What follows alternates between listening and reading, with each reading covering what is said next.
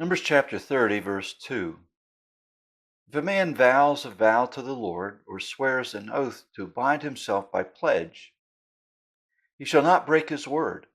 He shall do according to all that proceeds out of his mouth.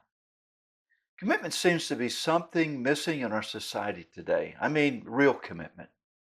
During my time in ministry, I have presided over many weddings, and today couples seem very contemplative about entering the marriage commitment. I mean, they're waiting until they are much older than my generation did. Yet they seem so quick to sever the commitment through divorce for willy-nilly reasons after they get married.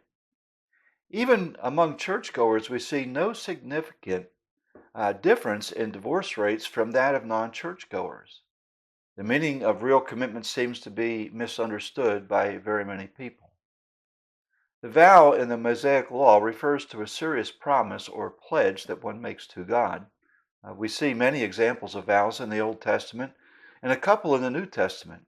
In the Old Testament, we see the Nazirite vow, a vow of consecration. We also see vows connected with God's providential intervention in a person's life. For example, we see that Jacob promised worship and the tithe in response for God's protection and provision for him.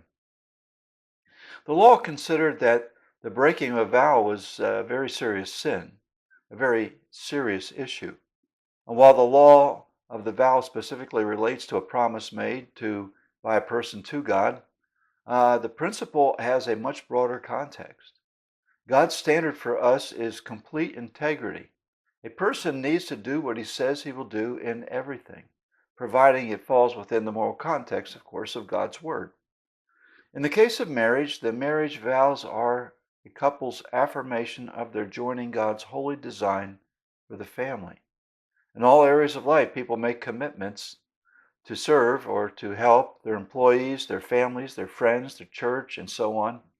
Integrity demands that we keep our promises. Whether it is the promises that we make to God or a fellow man, we have an obligation to fulfill them. So let your yes be yes and your no be no. Do what you say you're going to do.